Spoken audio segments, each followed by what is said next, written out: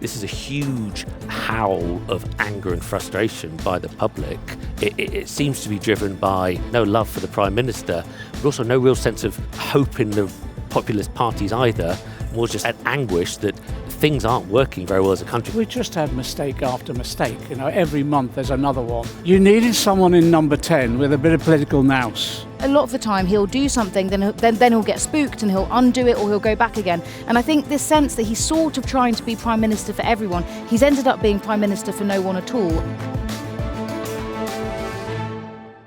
Hello and welcome to this special edition of the Fourcast here in Westminster as results come in from the local and national elections across the UK. So Keir Starmer is defiant and says he will not resign despite the devastating Labour losses. But will Labour MPs force him out, whether he likes it or not? And what would this even do for Labour's fortunes as the rise of Nigel Farage's Reform UK and Zach Polanski's Green Party appear to have ushered in a major realignment of British politics, an end to the two-party system. So to discuss, I'm joined by Keir Starmer's former Chief of Staff, Sam White, Labour MP and former Shadow Chancellor John McDonnell, and political strategist and pollster Scarlett Maguire. John, you're not calling for Keir Starmer to go, you're saying a period of reflection. But you don't think he's the one to lead you out of this mess? When he won the election, I said, look, give him his chance. And that's what I've adhered to all the way through. So I've never called for him to resign. My line has been consistent. The results are pretty grim. So I've been saying, look, don't panic. Just Labour MPs and others, just don't panic. Can we just have a period in which we do a proper analysis of what's happened? How have we got in this situation? What mistakes have we made? What positives there are? What lessons do we need to learn and what do we need to do? And everything needs to be on the agenda. And I've said that, the leadership is inevitably going to be on the agenda. I'm opposed to any coups taking place. I'll challenge some Wes Streeting or Angie Rain or whatever. That's the last thing we want. But if the leadership is on the agenda and our party members decide there should be a change, we should have a democratic debate and discussion about that. And if Keir has to go, well, let's have an orderly transition to a new leadership.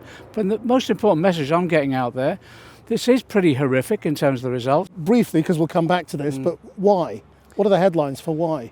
I think, first of all, we haven't been radical enough in the policies that we've advocated. That's from my perspective.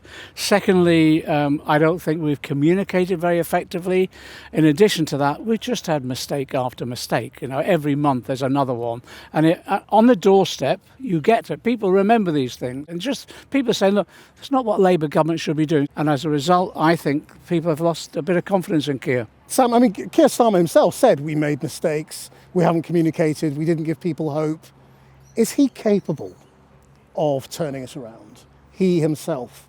This is going to be a difficult turnaround, absolutely no question. If I had £1 for every time I've been told Keir's out for the count, I'd be able to pay off the national debt myself. I went to work for him in mid-2021, just after the Hartlepool defeat. We were back to -10 in the polls. I was told there's no point going in. There's absolutely no way someone can come back from this. And we came back from this. So, I think don't count him out. He's highly resilient. I think my analysis of this election, I'll be interested to hear what Scarlett thinks from her polling, is this is a huge howl of anger and frustration by the public. This might be the most protesty elections I've ever seen. It seems to be driven by, as you rightly imply, no love for the Prime Minister, but also no real sense of hope in the populist parties either, more just an anguish that things aren't working very well as a country and haven't been for a decade and a half, and things aren't turning around fast enough. You went, and I won't go into the reasons why you went or whatever, but you needed someone in number 10 with a bit of political nous, who when some of these ideas came up, like the winter fuel allowance, someone just had a bit of political nous and said, can you rethink that? 2-child limit. It was always going to be contestable, particularly amongst our traditional supporters. And those of us that said, look, we can't vote for this, you lose the whip. I lost the whip for a year. After 12 months, they're introducing the policy I lost the whip over. Then there was that lack of stability in the decision-making. You went because people thought you were too cautious. Actually, we needed a bit of caution on avoiding the errors. Mandelson appointment, who in his right mind would have actually appointed Mandelson, to be honest. So of course that reflects on Keir. But if any lesson comes out of this, at least he starts listening to people again. Scarlett, so I mean, in terms of why, is it little individual missteps or big individual missteps, depending on how you see them, or is it just public fed up, years and years of struggle? They want someone to blame. They're blaming Labour and the Conservatives because the Conservatives are having a bad day too. I think it's definitely both. I mean, if you look at Keir Starmer, I do think it's quite remarkable. And we've had this conversation a couple of times now over the last few months.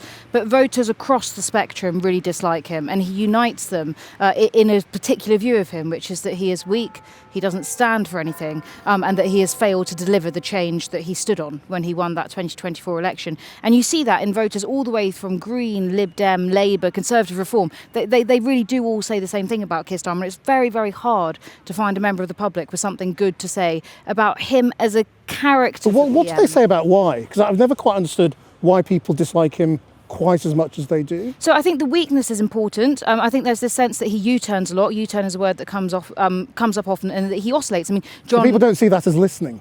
Well, no, I don't think they do at all. And as John said, I think that there's this problem with Keir Starmer where the public perceives that he doesn't stand for anything. And I think quite a lot of the time he'll do something, then he'll get spooked and he'll undo it or he'll go back again. And I think this sense that he's sort of trying to be Prime Minister for everyone, he's ended up being Prime Minister for no one at all. And that's where he is different from previous leaders like Jeremy Corbyn or Boris Johnson, who always had people in their camp. I mean, Sam, the question is, if you have a diagnosis which is a combination of these things, some of it is beyond the party's control, it's just the mood of the public, some of it is mistakes, but overall it's a question of, well, we haven't quite articulated what change is.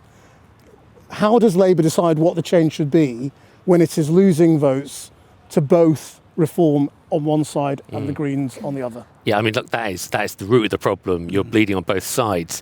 But you asked about the sort of diagnosis of it. I have a slightly different diagnosis, I think, than anyone has said quite yet.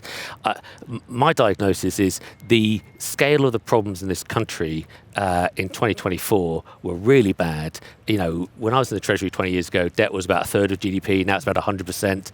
We're paying 120 billion just to finance the debt. That's the second largest government department, right? There's a whole series of problems, the longest waiting list of the NHS, schools literally crumbling, no productivity gains for nearly 15 years, no increases in living standards for nearly 15 years, almost no investment since Brexit. We have so many problems piling on top of each other.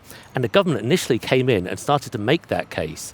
Keir made a speech in the Rose Garden where he said, I'm going to level with the public. Yeah. This is absolutely diabolical, and it's going to take a decade to renew it. And then he backed off. And then we somewhere along the line lost that message, lost that narrative. But he's still, we started to sound like we're apologising for status quo. But he's still there, because even today in his explanation of what's gone wrong, he was saying this morning, I think we people understand that the country was left in a bad way, but we didn't offer them hope. Well, you couldn't do both, could you? You couldn't both say you really need to understand how bad things are while really offering a message of hope. I think you can, because what you need the honest message that the public needed to hear, and this is what really scares me at the moment with the populists rising, the honest message they needed to hear was, we've had 15 years of really going backwards. The decision not to invest in the economy and have low productivity under the Osborne years, leading to the Brexit debate, which was a disaster for Britain, that's cost us another 8% of our GDP. All of that is a serious problem, but it's solvable. What you need is a steady government that's given 10 years to turn around these things by doing the difficult and long-term things, like in investment in infrastructure, right? I worked on Crossrail. I agree. If I just can, I worked on Crossrail in 2004 as a Department for Transport Special Advisor. And that opened as the Elizabeth line 2 years ago, right? That's the sort of scale you need to be thinking about when you're making investment in high productivity infrastructure gains. You cannot let the public think this is going to be turned around in 5 minutes. I mean, Scarlett, is Starmer right when he says, I think people understand how bad things were? Do they? That was why they gave Labour the majority they did, was because they thought things were really bad. And I think we can get a bit distracted thinking, are Labour losing more to the Greens or are they losing more to Reforms? Because actually, even though Labour to Reform switchers and Labour to Green switchers disagree on an awful lot of policy, there's a lot that they have in common which has driven them away from the Labour Party. So if you look at those groups of voters, they have much higher distrust in politicians, in the institutions. They're much more likely to think the economy is unfair. they're more likely to think things are unaffordable, and they're more likely to think the system is rigged against them. And so I think a very good starting point is to go back and to look at some of the fundamentals as to why they've gone, rather than talk about how they're both difficult and populist in one way or another, and to think about what it was, why these voters voted for Labour in the first place, which is because they were deeply unhappy with the state of the country, and then what has since driven them away. The general view at getting the doorstep, the impression is nothing's working for me. The system's exactly not working for me. And then if you don't have a government that says, here's a programme that will work and will explain to you in some detail and within the context and overall narrative, they lose faith as well. That's the problem. And when they lose faith in the mainstream parties, they go to others. And for us, the big thing for me is we've lost the progressive vote.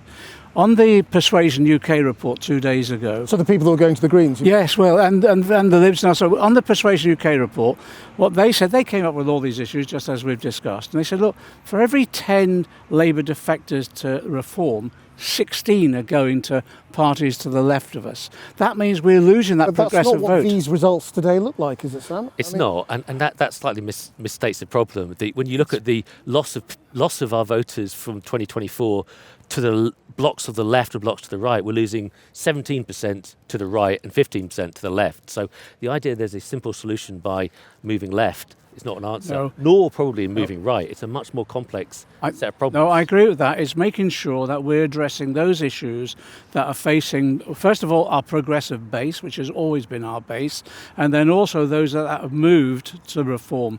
There's some that have moved to reform on Brexit that are beyond our reach now. But the others actually are the ones that we can win on the same arguments we can use with the progressives, which is about, is the system working for you? It's about wages, it's about being able to afford a roof over your heads, whether it's rents or mortgages, and it is also about feeling that the public realm is properly invested in. So are you agreeing with Sam that it would be a mistake to identifiably move Labour to the left? No, because you would quite the reverse. That is what make it impossible I think you're to bring wrong back those people who want to reform and more of them. I think it's not about a radical change. It's about making sure we're addressing those issues that progressive base of ours need to address. And they're very similar to a section that have gone to reform as well. And it's largely around the system working for them. It's about the cost of living. It's about wages. It's about making sure people can afford a roof over their heads. It's making sure actually as well prices are controlled. Why do you think those issues are there? This progressive alliance is not a runner for to save the Labour Party? Or just explain why you think that's wrong. I mean, a number of reasons. Purely in sort of mathematics, like if you got every single switcher to the Greens and Lib Dems, you could not get a majority, right? That would prevent the Labour Party getting a majority, right? So that is not an electoral strategy. So no one's saying that. Well, you appear to be saying we reach out more to the what I'm saying left, is we need to ensure that we're holding our progressive base, because then actually what you can do is ensure you can make inroads into what we've lost to reform. We're losing our progressive base at the moment. So that I don't disagree with, I think, as strongly. I think the way things are shaking out, where you've got about a third on the left, about a third on the right, and about a third in the centre, and the third on the left and the third on the right actually share a lot of world views around distrust in politics, distrust in institutions, companies, AI, and actually the centre are quite different. The next election may well go to whoever can kind of maintain enough of their bloc and reach those central. But that's what I mean. Do you think an established party, whether it's the Labour Party or the Conservatives, can address those people who have gone off to reform and the Greens because they no longer trust the establishment and they see those two parties as the establishment? I mean, maybe in a couple of generations' time you can bring them back, but by the next election, do you think it's possible to bring them back? So I think this is a huge protest election. Yeah, I think this is the most protesty emotion I have ever felt listening to focus groups or talking to people about it. There is such a sense of frustration that people have lashed out. I don't think that's the same as saying this is the new permanence. And I think a lot of people have jumped the gun to say this is the end of two-party politics, this is the new world. Scarlett's pulling a face. Why? I don't agree. I think that this is just the latest in a long stream of electoral evidence that we've had, that the two main parties are falling behind. And I actually just did this big piece of research before the local elections. And I think it's just, if the Labour and Conservative parties want to turn their fortunes around, I think they have to understand the reality of the landscape. And the reality of that landscape is this might only be the beginning of the fracturing of our politics. So we did this research with Charles B. Strategy. We asked Green and Reform voters, if these parties let you down, what will you do? Only 14, that is 1.4%, say they would go back to Labour and Conservatives. 1/3 of them said they would look for something new again. And then the rest of it was a mix of stay with those parties, not vote, stay at home. But there is so much reluctance in that part of the electorate just to go back to how it was before. And I think, yes, these are protests. This is a protest vote. This is a protest set of local elections. But the last general election was actually also a protest vote. So you're saying they can't come back within 3 years? I'm not saying they can't come back, but something very fundamental would need to change. And at the moment, the odds look stacked against them to come back. And I'm not saying the complacent argument that we do nothing and they come back. I don't think that's true at all. You have to earn them back. Yes. But I also think there's an element of protest and giving the government a bloody nose out of frustration. It feels like Brexit, doesn't it? It to some degree? It does. It does. It's beyond that. I think it could be the canary in the mine. That's my worry from Labour's perspective. So I don't think we should think this is just a protest vote. I think it's part of a trend as well. And if you remember, the Labour vote has gone down in numerical terms from 17 to 19, and 24 was pretty low. We got a large parliamentary majority because of the electoral system that we have. So there's a trend there that we need to wake up to. It might be a different type of politics for the future, where there are coalitions beyond the mainstream parties working with others. And of course, then what happens? We have a discussion about proportional representation in our electoral system. Well, I mean, if Labour were to move in the direction you're saying it should move, don't you end up just squeezing that end of politics? You make the ability of a Labour-Green SNP alliance, maybe with Clyde, for the sake of argument, less likely to outnumber the Tories and Reform. I think you have to try and bring that progressive base solidly together. My view is more solid if it's based within the Labour Party, not just the Labour Party in alliance with other parties. That's the first thing. Then that gives you the base upon which you can reach into that vote that's moved to the right. Our problem is, as part of the strategy that's been pursued, I know this is denied, but it has been true, we have seemed to have thrust most of certainly our communication around moving to the right. This argument about reform, I don't put it as crudely as that, but that's what's happened. It's alienated so much of our, not just traditional support, the new support, particularly the millennials. I mean, isn't the answer, Sam, inevitably going to be the Labour Party needs to have a left-right leadership election? And that's probably what it's going to end up having. It's going to have Wes Streeting versus either Andy Burnham or Angela Rayner, and it's going to have to slug it out over what its future direction is.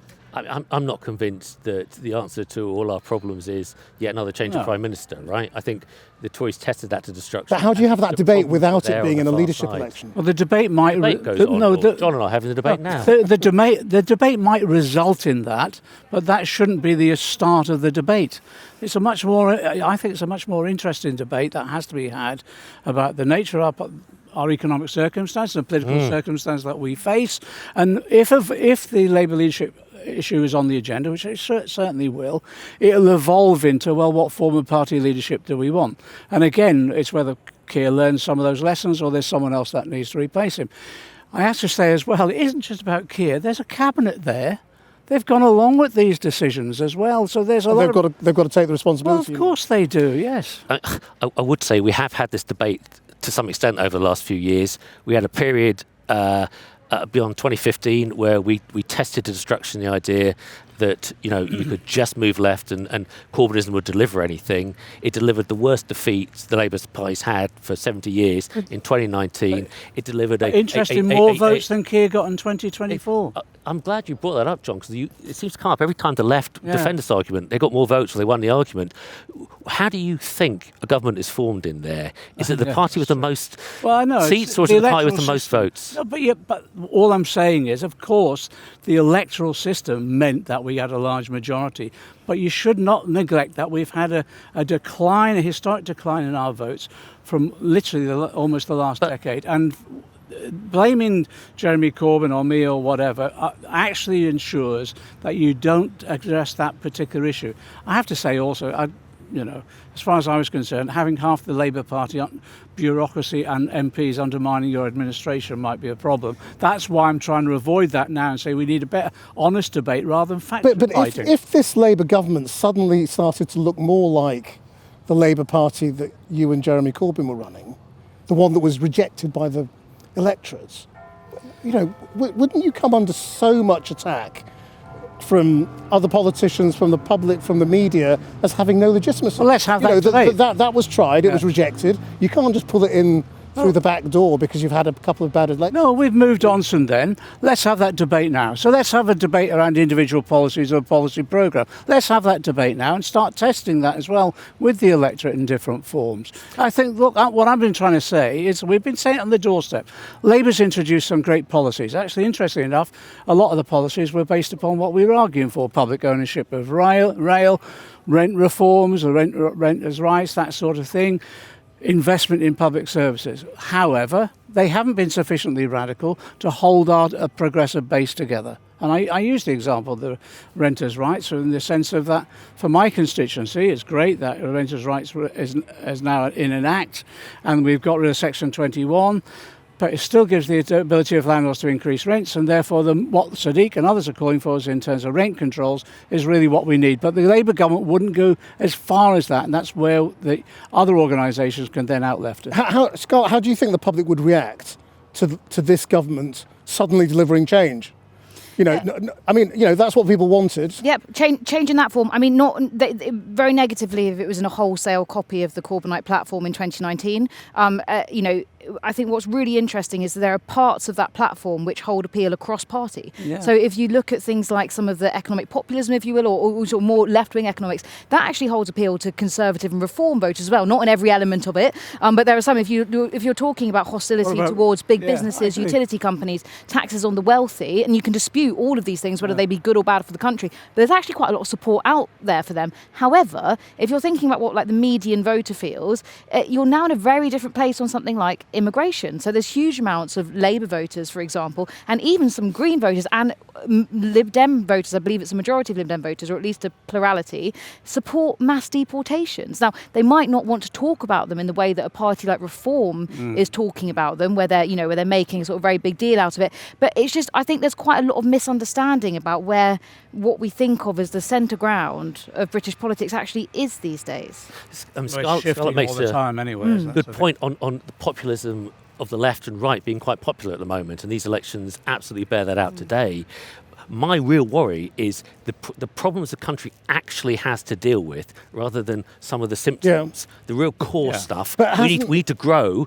The irony of spiraling out to the left or the right is you'll get the exact opposite. There's been enough studies over different countries, over different periods, that all populist left and populist right governments have the same impact, an average drop of GDP of 10%. They make you poorer, and it's no more. And Scarlett also raises the question not just of immigration, but of immigrants who are here. And isn't the truth that Reform has now activated an opinion in the country about blaming the newcomers? And it's got an argument about getting rid of a lot of them, and that's going to make things better in some way. I mean, how does Labour react to the way people are feeling about immigration when net immigration is already plummeting, might be at zero by the time we get to the next election? And so you can't say, well, we're going to stop net immigration. You've got to do something about the people who are here, because people perceive it as unfair. You confront the argument. You explain the reality of the situation. You bring people together. Say it's wrong. No, you just bring people together. You use example after example. You bring communities together. Say, let's discuss this. That when you have the different discussions in your community, you'll always get someone get up and say there's too many migrants here and all the rest of it. In my community, well, just look around you. We're all, my background is, I'm an Irish family. We're a migrant community. And then you look at the resources that have been brought to the country by the migrants themselves. It's just you engage in the debate, you don't run from it. And at the moment, we seem to be running from it. My diagnosis is you've got to get to the fundamentals.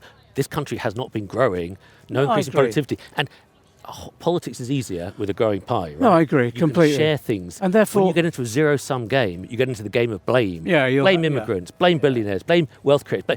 everyone's looking for blame, whether you're That's a- populist left or populist It's right. the classic right-wing strategy, isn't it? Almost leaning towards Well, and the fascism in left. that sense. Yeah. Yeah. No, the blame thing isn't.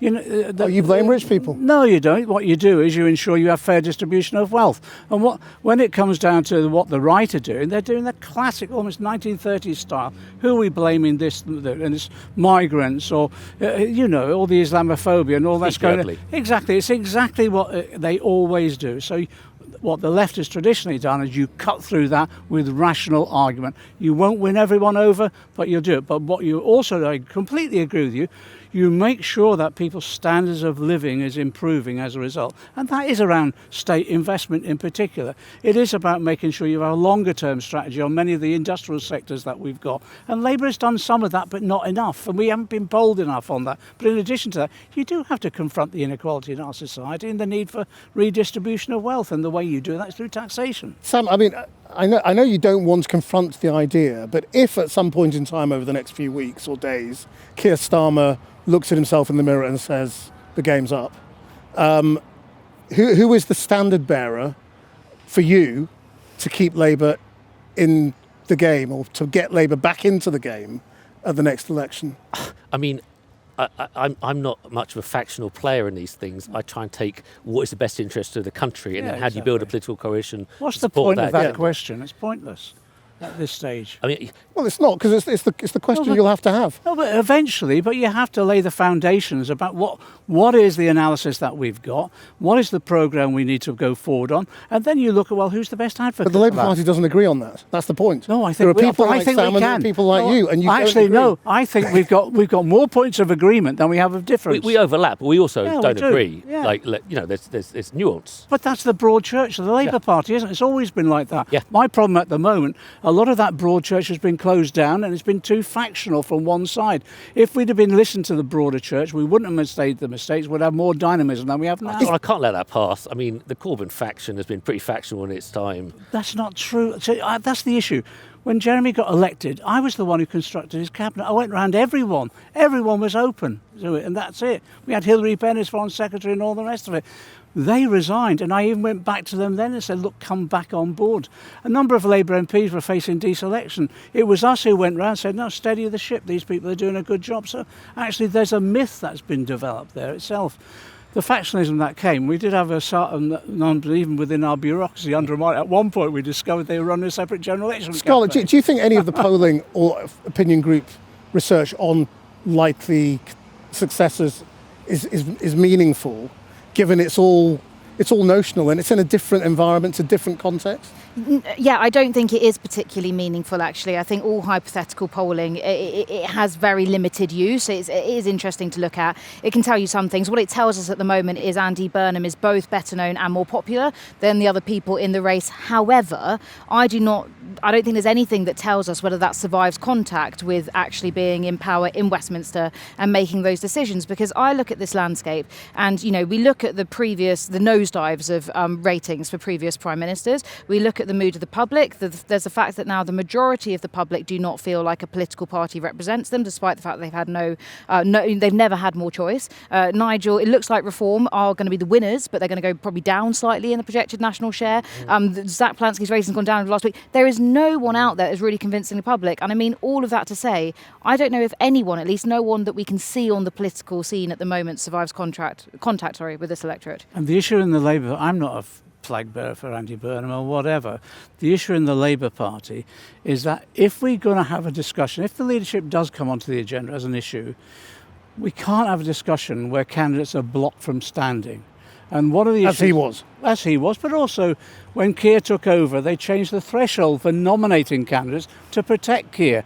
And I just think you've got to have, as a leader, you've got to have the confidence to say, look, if people want to stand, let them stand. Do you think they should let him back in if he finds a MP to step down? Who, Andy? Yes. Why was Oh, yeah, I've worked with Andy in the past. We were in the Treasury together many happy years ago. I've got a lot of respect for him and what he's done as mayor of Manchester. Never have been blocked, should he? So I think we put all the talented people on. That's the pitch. where we're going to end up, isn't it? In truth, but I know we've had a lot of conversation around. Let's have a long conversation. Yeah. Isn't the truth is there's only one person who Labour MPs can basically agree on right now, and it's Andy Burnham. I think it's most probably. But see, with Keir Starmer, I'm not quite so persuaded yet because I mean, as Scarlett says, you're not part of the government. You're not having to take the really horrible decisions that this government is taking, given the inheritance. Yeah. And the reality will unfortunately affect anyone who goes into that role's popularity. I also think we cannot rely on any strategy that at its heart says the bond markets don't exist, because that strategy is going to fail. This trust proved that. I think he really misspoke on that one. He pulled back eventually, so I won't. And taking defence out of the balance sheet. Pretending defence, even last week, pretending defence borrowing isn't really facing up to fiscal reality. I wouldn't hold that against him. All I'm saying is, if we move towards a discussion about leadership, it should be a democratic one where people are not blocked from standing, and actually I think that will strengthen the party. When Keir blocked Andy, I thought it was stupid. What I would have done is let him come through and given him a job straight away of winning the next election. We must incorporate him. We must leave it there. I feel we're ending on an Andy Burnham's probably in the future notes, but we'll see. That's the forecast. Thank you all very much. Bye bye.